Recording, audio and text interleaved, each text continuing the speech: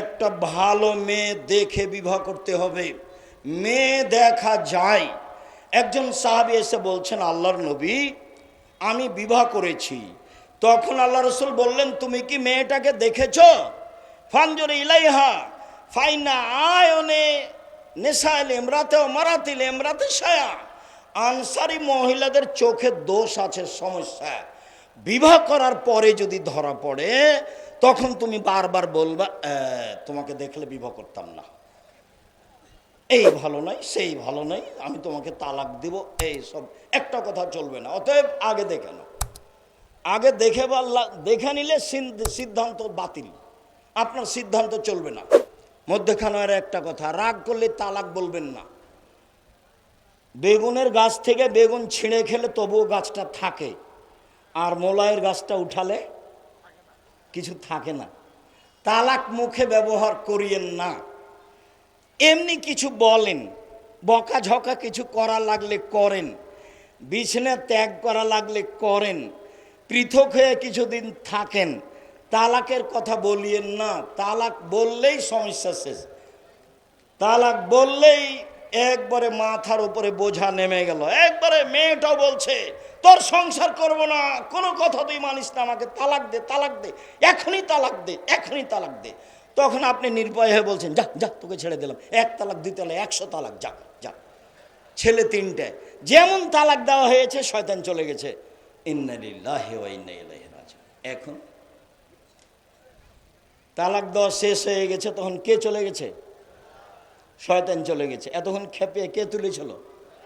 শয়তান তুলেছিল, দুইজনকে। এখন মাওলানা সাহেবকে জিজ্ঞাসা করেছে, তখন মাওলানা সাহেব বলছে 1 রাতের জন্য বিবাহ দিতে হবে। এ আবার কেমন কথা? তাহলে আব্দুর রাজাক সাহেবের কাছে যান। সম্মানিত দিনী ভাই বোন, সংসার সুন্দর করে করেন। মেয়ে দেখেন, এটা আল্লাহ রাসূলের আদেশ। মেয়ে দেখতে গিয়ে জামালপুরে যত প্রথা আছে সবই বাতিল। অগ্রিম দেখতে গিয়ে আংটি দেওয়া হারাম, ওখানে টাকা দেওয়া জায়েজ নয়, 10 জন মিলে দেখা জায়েজ নয়, বন্ধু বান্ধব মিলে দেখা জায়েজ নয়, অনুষ্ঠান করে দেখা জায়েজ নয়। আপনি শুধু দেখবেন, যদি অনুকূলে না হয় আপনার মাকে নিয়ে যান সাথে, আপনার বোনকে নিয়ে যান সাথে। এতগুলো লোককে নিয়ে দেখতে গেলেন কেন? সম্মানিত দিনী ভাই বোন, বিবাহ ঠিক হয়েছে। বিবাহের বৈঠক চাঁপাইনবাবগঞ্জে, বরযাত্রী যায়, সাথে ডুলি বিবি যায়। ডুলি বিবি শব্দ বুঝেন কি না? ওই বরের পক্ষ থেকে কিছু মহিলা যায়, সেখানে গিয়ে ভিড় জমায়, নগ্ন মহিলা পাড়ায়। তারপর বিবাহের পূর্বে তাকে চাঁপাইনবাবগঞ্জে থুবড়া বলে, মানে গীত বলে, মানে ছেলেটাকে করায়, কি যেন হলুদ মাখায়, আর নানান কিছু যা আছে সব হারাম। তোমার ভাবি যে তোমার গায়ে হলুদ দিয়ে হলুদ মাখাচ্ছে, তো তোমার তো ওটা ভাবি, ওটা তোমার বউ হলো কখন? ওটা তুমি কি দিয়ে বুঝলে এটা জায়েজ? তোমার বিবাহের সূচনাতে হারাম কাজ, তুমি কি দিয়ে ভালো সন্তানের আশা করতে পারো? চাঁপাইনবাবগঞ্জে এটাকে থুবড়া বলে। মেয়েটা বসে থাকে, গ্রামের লোক এসে তার মুখে ক্ষীর দেয়, মিঠাই দেয়, এবং সবাই টাকা দিয়ে যায়। ও তো স্ত্রীর মুখে ক্ষীর তুলে দিতে হবে, মিঠাই দিতে হবে, সারা গ্রামের লোক কি করে তার মুখে মিঠাই দিতে পারে? এই নীতি হারাম। আমি আপাতত আজকের মতো জামালপুরের বিবাহের কোনো নিয়মকানুন আমার জানা নেই। আমি যা 2-একটু বলছি চাঁপাইনবাবগঞ্জের ভিত্তিতে বলছি। যাক, বিবাহের বৈঠক শুরু হয়েছে। জি, বিবাহের বৈঠক শুরু হয়েছে। বরযাত্রী এত যাবে না, অল্প কয়েকজন যাবে। কেন? মেয়ের বাপের 10টা টাকা খরচ হবে, এরকম কোনো কোরআন হাদিস দিয়ে প্রমাণ করা যায় না। তুমি যে এতগুলো লোক নিয়ে গেছো, বন্ধু বান্ধব বরযাত্রী নিয়ে গেছো, তোমার বাপের কাছ থেকে কিছু টাকা নিয়ে যাও, 2-4 লাখ দিয়ে তোমার শ্বশুরকে দিয়ে বলিও, আব্বা এই যখন থাকলো খরচ করবেন। কেননা তোমার শ্বশুরের 10 টাকা খরচ হবে, এর প্রমাণ আমরা পেশ করতে পারিনি, বের করতে পারবো না।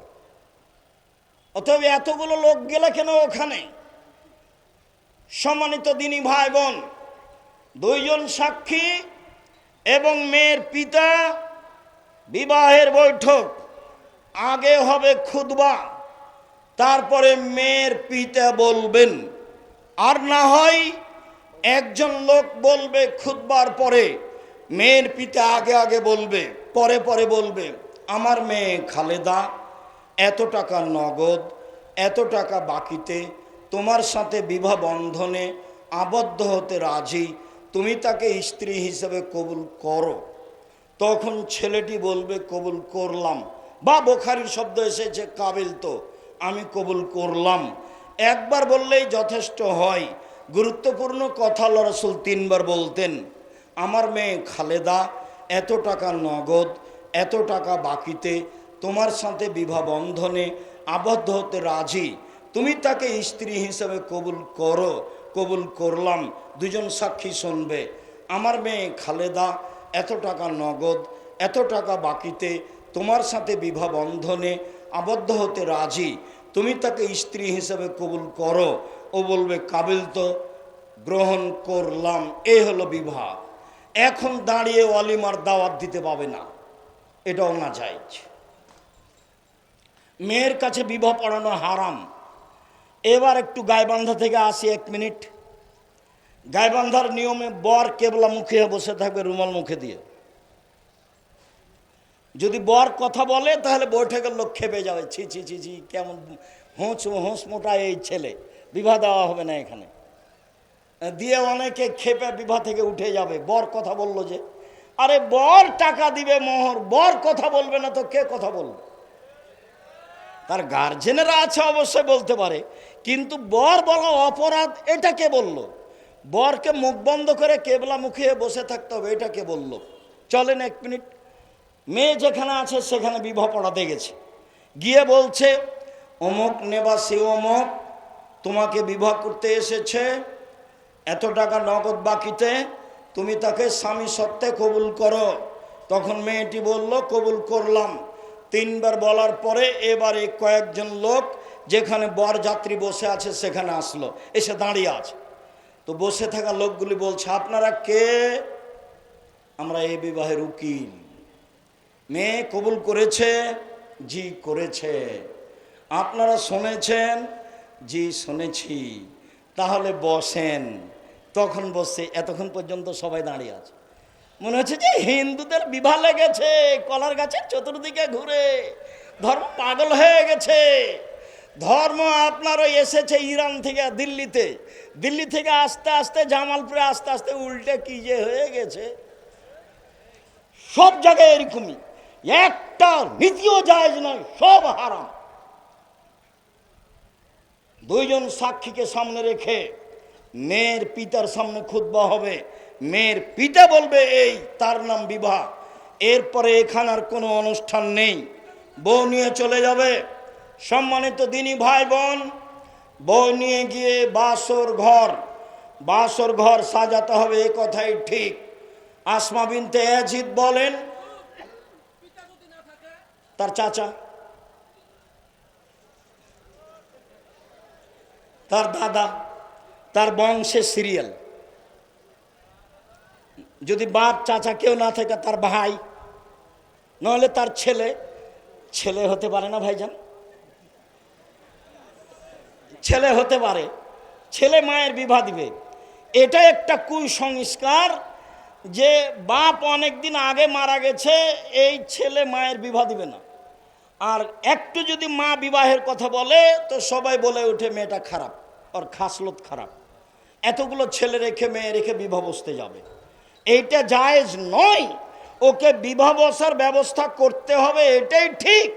প্রয়োজনে তার ছেলেরা করবে, প্রয়োজনে তার ভাইয়েরা করবে, এটাই নিয়ম। সম্মানিত দিনী ভাই বোন, আসমা বিনতে ইয়াজিদ বলছেন, আমি আয়েশাকে সুন্দরী করে সাজালাম। 1 মিনিট আগের অংশ। আয়েশা রাদিয়াল্লাহু তাআলা আনহা বলেন, আমি আমার বান্ধবীদের নিয়ে দোলনায় খেলাচ্ছিলাম, হঠাৎ আমার মা বললেন আয়েশা, জোর করে চিৎকার করে ডাকলেন। আমি দৌড়িয়ে আসলাম। খেলার কারণে আমার গায়ে ধুলাবালি কিছু লেগে আছে। আমার মা একটু পানি দিয়ে আমার গায়ের ধুলাবালিগুলো মুছে দিলেন। তারপর একটা ঘরে নিয়ে গেলেন, দেখি সেখানে আনসারীদের মহিলা তারা আমাকে সুন্দরী করে সাজালেন।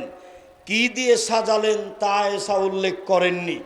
আসমা বিনতে ইয়াজিদ বলছেন, আমি আয়েশাকে সুন্দরী করে সাজালাম আল্লাহ রাসূলের জন্য। কি দিয়ে সাজিয়েছেন তা উল্লেখ হয়নি। তবে আবু হুরায়রা রাদিয়াল্লাহু তাআলা আনহু বলেন, রাসূল সাল্লাল্লাহু আলাইহি সাল্লাম বলেছেন, তিবুর রিজালে মা জাহারা রিহুহু অখাফিয়া লাউনুহু, পুরুষের সুগন্ধি যার গন্ধ পাওয়া যায় দেখতে পাওয়া যায় না, পুরুষের সুগন্ধি যার গন্ধ পাওয়া যায় দেখতে পাওয়া যায় না, মহিলাদের সুগন্ধি যা দেখতে পাওয়া যায় গন্ধ পাওয়া যায় না, মহিলাদের সুগন্ধি যা দেখতে পাওয়া যায় গন্ধ পাওয়া যায় না। একজন মহিলা রাসূলের হাতে একটা পত্র দিল, আল্লাহ রাসূল পত্রটা নেওয়ার সময় হাতটা টেনে নিলেন না, দিয়ে বললেন, কি ব্যাপার? আয়াদু রাজুলিন ইমরা, এ হাত মহিলার না এ হাত পুরুষের? মহিলাটি বলল, আমি মহিলা মানুষ, এটা মহিলার হাত। তখন আল্লাহ রাসূল বললেন, তাহলে তোমার হাতটা তুমি মেহেদি দিয়ে পরিবর্তন করনি কেন? তার মানে মেয়ের হাতে মেহেদি দিতে হবে, মেয়েরা হাতে মেহেদি দিতে বাধ্য। হাতের নখে তো দিতে হবেই, পায়ের নখেও মেহেদি দিতে হবে। রাজশাহী চাঁপাই নবাবগঞ্জের মেয়েরা পায়ে মেহেদি দেয় না কেন? ওরা বলছে আল্লাহর নবী দাড়িতে মেহেদি দিয়েছিলেন, তো যেই জিনিস আল্লাহর নবী দাড়িতে দিয়েছেন সেটা আমরা পায়ে দিতে পারি কিভাবে? কথাও তো ঠিক, আল্লাহ রাসূল তো দাড়িতে দিয়েছেন মেহেদি, এ কথাই তো ঠিক। তবে আল্লাহ রাসূল বলেছেন, মেয়েরা যখন ঋতু হাইজ থেকে পবিত্র হবে তখন তারা লজ্জা স্থানে আতর ব্যবহার করবে। তো লজ্জা স্থানে আতর ব্যবহার করতে বলছেন আল্লাহ নবী, তো আল্লাহ নবী আতর তো গায়ে লাগান। এবার তাহলে রাজশাহী চাঁপাই নবাবগঞ্জের এটা কুসংস্কার, খারাপ নীতি। জামালপুরে এই নীতি আছে কিনা আমি জানি না। মেয়েরা হাতে মেহেদি দিবে, পায়ে মেহেদি দিবে, যেখানে যেখানে মেহেদি লাগালে ভালো লাগবে সেখানে সেখানে মেহেদি দিবে। তাদের সুগন্ধি যা দেখতে পাওয়া যায় গন্ধ পাওয়া যায় না। বিউটি পার্লারে যা কিছু আছে পদার্থ বৈধ হলে মেয়ে সব কিছু ব্যবহার করতে পারে, তবে সেখানে ঢুকতে পাবে না। ওই মেয়ে মানুষের সামনে তার মাথার চুল খুলে অঙ্গ প্রত্যঙ্গ খুলে বিউটি পার্লারে বসে এগুলি ব্যবহার করা হারাম। উল্লেখ্য যে রাসূল সাল্লাল্লাহু আলাইহি সাল্লাম কয়েকটা জিনিস উল্লেখ করেছেন। পৃথিবীর মানুষ শুনে রেখো নবীগণের বৈশিষ্ট্য, পৃথিবীর মানুষ শুনে রেখো নবীগণের খাসলাত অভ্যাস। এক, কাসু সারেব, মোচ কেটে ফেলা, মোচে ব্লেড ব্যবহার করা যাবে না, কেঁচি দিয়ে কেটে ফেলতে হবে। দুই, এফলোহা, দাড়ি বড় করতে হবে, দাড়ি চেঁচে ফেলাও হারাম, ছোট করাও হারাম। দাড়ি চেঁচে ফেললে চোখের পাওয়ার কমে যাবে, দাড়ি চেঁচে ফেললে স্ত্রী মিলনের ক্ষমতা কমে যাবে, দাড়ি চেঁচে ফেললে মহিলাদের সাদৃশ্য হবে। এই জন্য আল্লাহ রাসূল এটাকে অভিশাপ করেছেন, এতে মহিলাদের সাদৃশ্য হয়। দাড়ি ছেড়ে দিতে হবে, ছোট করা চেঁচে ফেলার কোনো সুযোগ নেই। তিন, ইন্তেকাসুল মায়ে, অজু গোসলের সময় পেশাব পায়খানা থেকে উঠার সময় পানি দিয়ে পবিত্রতা অর্জন করতে হবে। আগে ঢেল টিস্যু পেপার পরে পানি, এই নিয়ম মিথ্যা। আগে ঢেল টিস্যু পেপার পরে পানি, এই নিয়ম মিথ্যা। সরাসরি ঢেল দিয়ে সরাসরি পানি দিয়ে পবিত্রতা অর্জন করতে হবে। রাসূল সাল্লাল্লাহু আলাইহি সাল্লাম পানি দিয়ে পবিত্রতা অর্জন করে হাতটা মাটিতে মেজে নিলেন, তারপরে তিনি অজু করলেন। যখন করোনা দেখা দিয়েছিল তখন করোনার জন্য অনেক প্রস্তুতি ছিল। আমি গেছি ব্যাংকে, ম্যানেজার সাহেব সামনে চেয়ারটা রাখেননি, যে ভাইজান চেয়ারটা কি হলো? আপনি তো কথা মানবেন না, এখানে বসলে অসুবিধা আছে ভাইজান। আচ্ছা ঠিক আছে, আমি দূরেই বসছি। তো আপনার ঢোকার সময় আপনার ছেলেরা বলছে আমার হাতে যেন কি লাগাতে চাই। শোনেন, ইসলাম ধর্ম পাগল নয়, এরা যে নীতি পালন করছে তার চেয়ে অনেক দামি ইসলামী নীতি। তা হলো আল্লাহ রাসূল বলছেন ঘুম থেকে উঠে হাতটা পানিতে ডুবাতে পাবে না, আগে ধুইতে হবে 3 বার ভালো করে, তারপর অজু করতে হবে, অজুর সময় কবজি পর্যন্ত 3 বার ধুইতে হবে, তারপর মুখে পানি দিতে হবে। মানে এই হাতে পানি নিয়ে মুখে দিতে হাতকে এত প্রস্তুতি নিতে হচ্ছে। প্রথমেই ঘুম থেকে উঠে ধুইতে হয়েছে ভালো করে, আবার অজু করার সময় 3 বার কবজি পর্যন্ত ধুইলাম। এই ছেলে দেখো তো, এই ছেলে, যারা আপনার পাশ থেকে উঠছে ও তো কথা বুঝতে পারে না, পরিবেশ যেন কন্ট্রোলে থাকে, এটা আপনি খেয়াল করবেন। আমরা এক পর্যায়ে, আমি তো আর আব্দুল্লাহ বিন ফজল রাহিমাহুল্লাহ নই যে ঘন্টার ঘন্টা বক্তব্য দেব, ফজর হয়ে যাবে, মানুষ বুঝতে পারবে না কখন ফজর হলো। তারা বড় আলেম ছিলেন, অনেক কোরআন হাদিস জানতেন, লম্বা সময় ধরে কথা বলতেন। অত লম্বা সময় ধরে কথা বলার আমাদের পরিবেশ পরিস্থিতি নেই। অতএব আমার দিনী ভাই বোন, যে যেখানে আছেন ধৈর্যের পরিচয় দিয়ে বসে থাকেন, আপনারা আমি কিছু না কিছু উপকার করবই করব ইনশাআল্লাহ। আবার একটু কথাটা বুঝেন, কোনোই পর্যন্ত যখন হাত ধুইতে যাব তখন কি কবজি পর্যন্ত ধোয়া পড়বে না? আবার বুঝেন তো কথাটা ভাইজান, কোনোই পর্যন্ত যখন হাতটা ধৌত করব তখন কি কবজিটা ধোয়া পড়বে না? তাহলে আগে আমি ধুচ্ছি, এটা কি বৃথা? বাহ্যিকভাবে মনে হচ্ছে বৃথা, জি না। এই হাতে নিয়ে পানি নিতে এই হাতকে আগে কি হতে হবে? প্রস্তুত, রেডি হতে হবে। রেডি হলো 3 বার ঝকঝক করে হাতটা ধুইতে হবে, তার নামে ইসবাগুল ওযু। এতক্ষণে হাতটা প্রস্তুত হয়েছে মুখে পানি দেওয়ার জন্য। ঘুম থেকে উঠে হাতটা পানিতে ডুবানো নিষেধ। তারপরে সুন্দর করে ওযু করবেন, 2 রাকাত সালাত আদায় করে বাড়ি থেকে বের হবেন। করোনা কিছু করতে পারবে না। ঢাকাতে এক লোককে দেখতে গেছি, তো আর ছেলে মেয়ে দরজায় দাঁড়িয়ে আছে। আমাকে বলছে, হুজুর আপনি ভিতরে যায়েন না, দয়া করে আপনি ভিতরে যান না, দয়া করে আপনি ভিতরে যান না। তখন আমি বলছি, এই শোনো, তোমার বাপের গায়ে হাত দিয়ে দোয়া পড়ে যাব। এতে যদি আমার করোনা হয়, আমি বলবো না তোমার বাপের কারণে হয়েছে, আমি বলবো পৃথিবী সৃষ্টির 50,000 বছর পূর্বে আমার ভাগ্যে করোনা লিখা হয়েছিল, সেই জন্য হয়েছে। সতর্কতার কারণে যদি করোনা থেকে মানুষ বাঁচতে পারে, তাহলে ফিউচার পার্কের মালিক করোনায় মারা গেল কেন? তারা তো দেশের পানি খায় না। আর করোনার রোগীর অবশিষ্ট খাদ্যগুলো সামনে ফেলে দিলে কে খাচ্ছিল ভাইজান? না, ফকির টকির মানুষ, ফকির খাচ্ছিল। ওকে করোনা তাজা ঘুরে বেড়াচ্ছে। আল্লাহ রাসূল বলছেন, আল্লাহ রাসূলের কথাকে দাম দিতে। আল্লাহ রাসূল বলছেন, লাম্মা খালাকাল্লাহুল খালকা, যখন আল্লাহ প্রাণী সৃষ্টি করলেন তখনই 4টে জিনিস লিখে দিয়েছেন, হায়াতাহা, মাউতাহা, রিজকাহা, মাসায়বাহা। 1 তার জীবন, 2 তার মরণ, 3 তার রুজি, 4 তার রোগ ব্যাধি। পৃথিবী সৃষ্টির 50,000 বছর পূর্বে আমার তাকদিরের রোগ ব্যাধি লেখা আছে। একে ঠেকানোর কোনো পথ নাই, একটাই পথ, দোয়া। খুব যদি কান্নাকাটি করে দোয়া করেন তো যেটা লেখা আছে ওটা কেটে দিয়ে আল্লাহ নতুন করে লিখে দেবেন। যেটা আপনি চাচ্ছেন সেটা খুব কান্নাকাটি করে দোয়া করলে একটু পরে আসছে সেই কথা, এটা আল্লাহ লিখে দিবেন। সম্মানিত দিনী ভাই বোন, এইবার বাসর ঘরে সাজানো হয়েছে, মা খালা ফুফু সাজাবে। বাসর ঘরে স্ত্রীর মাথায় হাত দিয়ে দোয়া পড়তে হবে, আল্লাহুম্মা ইন্নী আসআলুকা খায়রাহা ওয়া খায়রা মা জাবালতাহা আলাইহি। আল্লাহ, এই স্ত্রীর কল্যাণ চাচ্ছি, যে কল্যাণ দিয়ে তাকে সৃষ্টি করা হয়েছে সেইটা চাচ্ছি। অযুবকা মিন শাররিহা, তার অনিষ্ট হতে বাঁচতে চাচ্ছি। অযুবকা মিন শাররি মা জাবালতাহা আলাইহা, যে ক্ষতি দিয়ে তাকে সৃষ্টি করা হয়েছে সেই ক্ষতি হতে বাঁচতে চাচ্ছি। এরপরে 2 রাকাত সালাত, এরপরে দাম্পত্য জীবন। শুনুন, আল্লাহ রাসূল বলছেন, কোনো মানুষ যখন তার স্ত্রীর কাছে আসবে তখন বলবে, বিসমিল্লাহ আল্লাহুম্মা জান্নিবনা শায়তান ওয়া জান্নিবি শায়তান মা রাযাকতানা। হে আল্লাহ, তুমি আমাকে আর আমার স্ত্রীকে শয়তান থেকে বাঁচাও, আর আমাদের মিলনে যেই সন্তান হবে সেই সন্তানকে তুমি শয়তান থেকে বাঁচাও। এরপরে সকালে হবে ওয়ালিমা, একদিন দুদিন 3 দিন হতে পারে।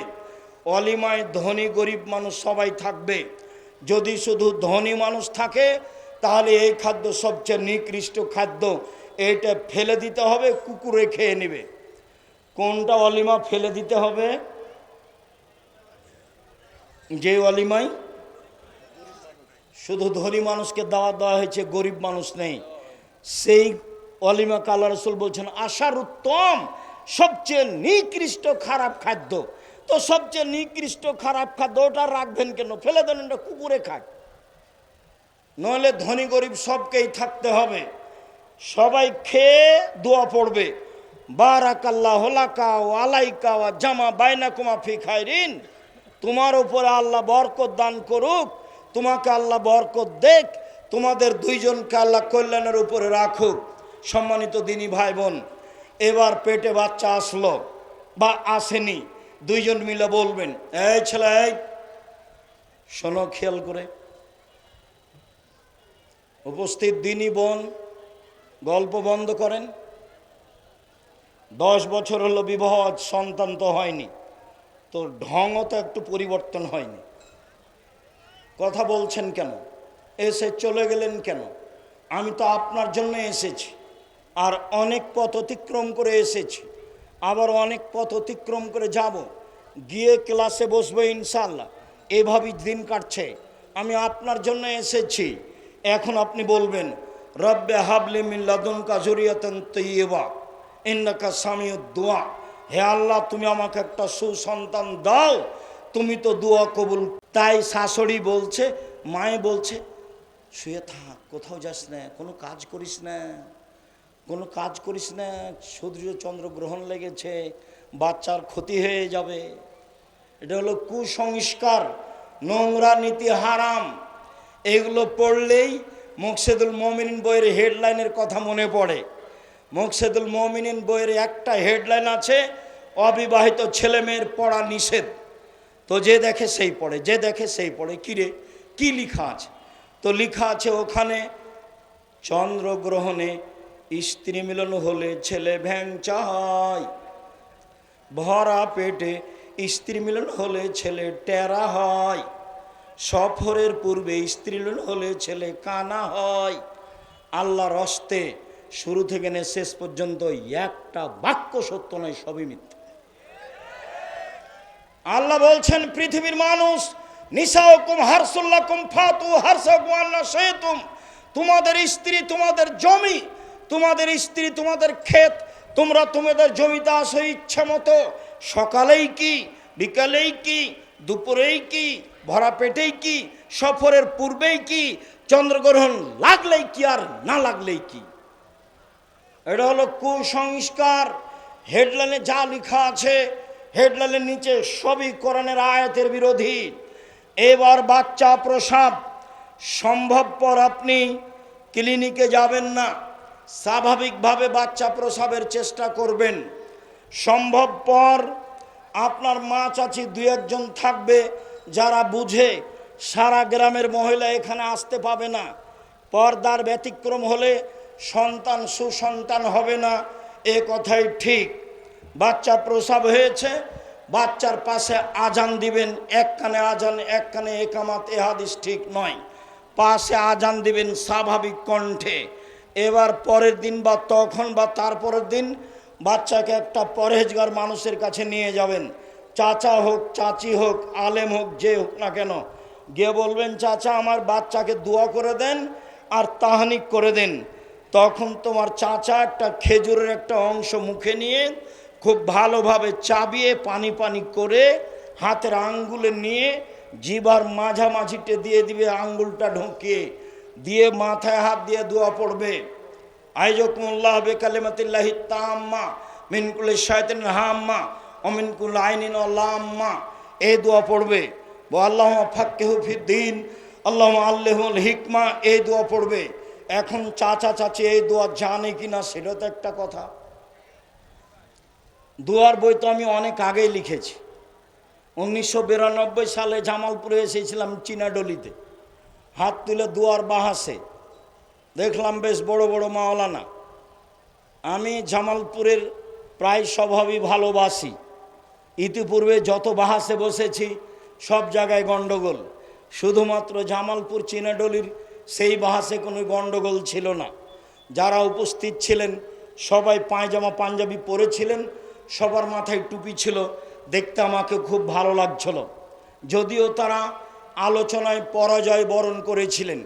আমি বলেছিলাম নামাজের পরে হাত তুলে দোয়া করতে হবে, আল্লাহ রসুল সাহাবি সহ করেছেন, ইমাম বলেছেন দোয়া, মুক্তাদিরা সাহাবিরা আমিন আমিন বলেছেন, এরকমটা হাদিস পেশ করতে হবে।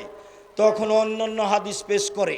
আমি বলছি এইদিকে যেতে আমি চাচ্ছি না, আল্লাহু আকবার বলে সালাত শুরু করি। আর রহমান বলে তো বুকে হাত বাঁধি না, আর রাজ্জাক বলে তো বুকে হাত বাঁধি না, কি বলি? আল্লাহু আকবার। অতএব রাসূলের পদ্ধতিতেই দোয়া হতে হবে। সন্ধ্যাবেলায় পরাজয় বরণ করলেও শেষ পর্যন্ত কোনো হইচই ছিল না। সেদিন থেকেই জামালপুরের লোকের উপরে আমার একটা ভালো ধারণা কাজ করে। কাজে যেসব নিয়ম নীতি রাসূলের বিরোধী আছে সেগুলো ছেড়ে দেওয়ার চেষ্টা করবেন। কয়দিন পরে 7 দিনের দিন বাচ্চার আঁকিকা দিতে হবে। 14 দিনে আঁকিকা দেওয়া যায় না, 21 দিনে আঁকিকা দেওয়া যায় না, 7 দিনের আঁকিকা দেওয়া যায় না। 7 দিনের পূর্বে বাচ্চা মারা গেলে আঁকিকা দিতে হবে না।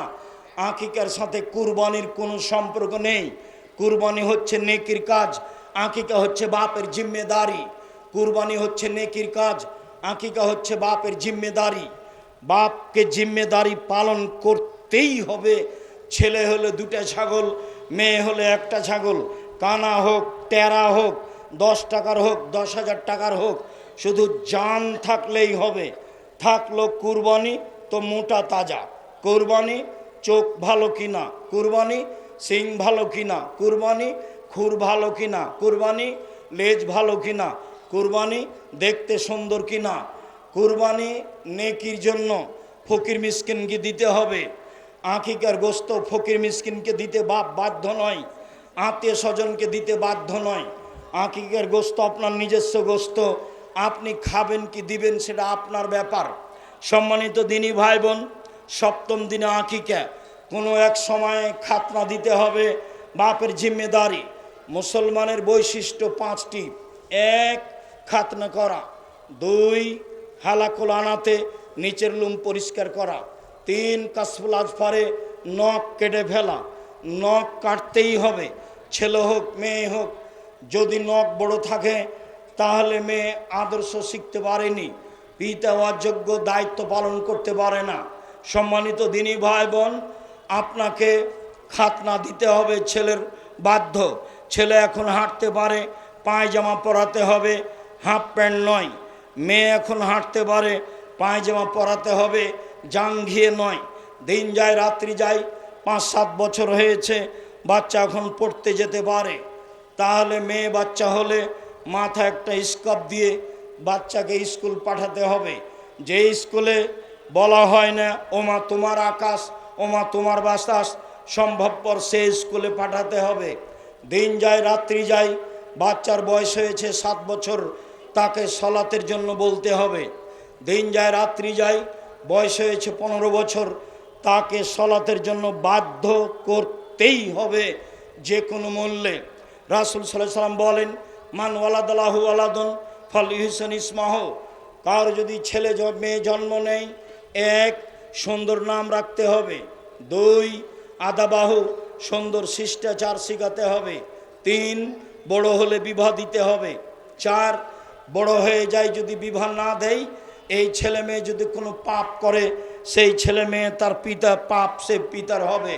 সম্মানিত দিনী ভাই বোন, আমরা আলোচনার একটা পর্যায়ে এসে শেষের দিকে চলে আসলাম। এই ছেলে একটু থামো। সম্মানিত দিনী ভাই বোন, আমি জানি না আসলে আপনার পরিবার ভালো নয় কেন। আমার তো মনে হয় যে আপনি ভালো নন, সেই জন্য পরিবার ভালো নয়। আমি তো কোরআন হাদিস অনুপাতে এটাই বুঝি যে আপনার ছেলে মেয়ে ভালো নয় কেন, আপনি ভালো নন সেই জন্য। আপনার চরিত্রের ঠিক ঠিকানা নেই, আপনি মাথায় টুপি দিয়ে দোকানে বসে আড্ডা পিটেন। অথচ আমি 90 সাল থেকে বলে আসছি 4টে জিনিস করতে হবে। 1, 5 ওয়াক্ত সালাত, 2, হালাল রুজি, 3, কোরআন তেলাওয়াত, 4, আড্ডা পিটা নিষেধ। দোকানে বসে গল্প করবেন, ল্যাংটা মেয়ে নাচবে, এ হলো একটা আড্ডা পিটা। আর একটা বড় মোবাইল নিয়ে ল্যাংটা ছবি দেখে ঘন্টার ঘন্টা সময় কাটাবেন, এ হলো আড্ডা পিটা। যদি ছেলে মেয়ে এরকম আড্ডা পিটার সুযোগ পাই, তাহলে এই ছেলে মেয়ে ভালো হবে না। আল্লাহ রাসূল বলছেন, এতাহারাজুনা তাহারুজ আল হেমারে, সমাজে জেনা বেশি হবে, অশ্লীলতা বেশি হবে। এমন কি খোলা মাঠে গাধা যেমন গাধীর সাথে মিলে লজ্জা বুঝে না, ষাঁড় যেমন গাভীর সাথে মিলে লজ্জা বুঝে না, মানুষ তেমন খোলা মাঠে জেনা করবে, লজ্জা বুঝবে না। সেই সময় চলে এসেছে। অতএব আপনাকে খাস করে বলছি, আল্লাহ রাসূল আপনাকে দায়ী করেছেন আর আপনার স্ত্রী দুইজনকে দায়ী করেছেন। একবার খাস করে আপনাকে বলেছেন আর একবার খাস করে আপনার স্ত্রীকে বলেছেন। দুইটা হাদিস, একটা আপনার জন্য খাস। রাসূল সাল্লাল্লাহু আলাইহি সাল্লাম বলেন, মান কানাত লাহু ওয়ালিদা, কার যদি একটা কাজের মেয়ে থাকে বা মেয়ে থাকে, ফাআল্লামাহা, তাকে বিদ্যা শিখিয়ে দিল, ফাহসানা তালিমাহা, সুন্দর বিদ্যা শিখিয়ে দিল, ওয়াদ্দাবাহা, শিষ্টাচার শিখিয়ে দিল, ফাহসানা তাদিবাহা, সুন্দর শিষ্টাচার শিখিয়ে দিল, তাহলে তার জন্য ডবল নেকি হবে। এটা হলো পিতার জন্য খাস। আর মায়ের জন্য খাস, যেটা আপনি জানেন, যেটা জাবের বলছেন, আমি তালাকপ্রাপ্তা বয়সের মেয়ে বিবাহ করেছি 4টে কারণে। 1, আমার স্ত্রী যেন আমার বোনদেরকে বিদ্যা শিখাতে পারে। 2, আমার স্ত্রী যেন আমার বোনদেরকে শিষ্টাচার শিখাতে পারে। 3, আমার স্ত্রী যেন আমার বোনদেরকে পরিপাটি করে সাজগোজ করে রাখতে পারে। 4, আমার স্ত্রী যেন আমার বোনদেরকে পাহারা দিতে পারে। মা মানে পাহারাদার। অতএব আপনার যে ক্ষতি ঢুকেছে পরিবারে, আপনার কারণে ঢুকেছে, আপনার স্ত্রীর কারণে ঢুকেছে। আমরা কথা বলছি, আপনার ছেলে দোকানে বসে আড্ডা পিটছে, জিনিস কিনছে, এর জন্য আমি দায়ী না আপনি দায়ী? এর জন্য তো আমি দায়ী নই, এর জন্য আপনি দায়ী। জবাব আপনি দিবেন। সম্মানিত দিনী ভাই বোন, আবু বকর সিদ্দিক রাদিয়াল্লাহু তাআলা আনহুর মতো পরিবারকে কন্ট্রোল করার চেষ্টা করেন যে কোনো মূল্যে। রাসূল সাল্লাল্লাহু আলাইহি সাল্লামের পদ্ধতি অনুযায়ী পরিবার বাস্তবায়ন করার চেষ্টা করেন। আল্লাহ আপনাদের তৌফিক দান করুক, আল্লাহুম্মা আমিন। আলোচনার শেষে এসে সকল দিনী ভাই বোনকে আমার পক্ষ থেকে একটা পত্রিকা আছে ফ্রি, আমি নিজে কিনে নিয়ে এসেছি আপনাকে ফ্রি দেওয়ার জন্য। যারা একটা কিনে নেবে তারা ফ্রিটা পাবে। সাথে সাথে অন্যান্য বই পুস্তক, আজকের আলোচনা আদর্শ পরিবার, আদর্শ নারীতে আছে, উপদেশ বইয়ে আছে, বইগুলি সংগ্রহ করবেন।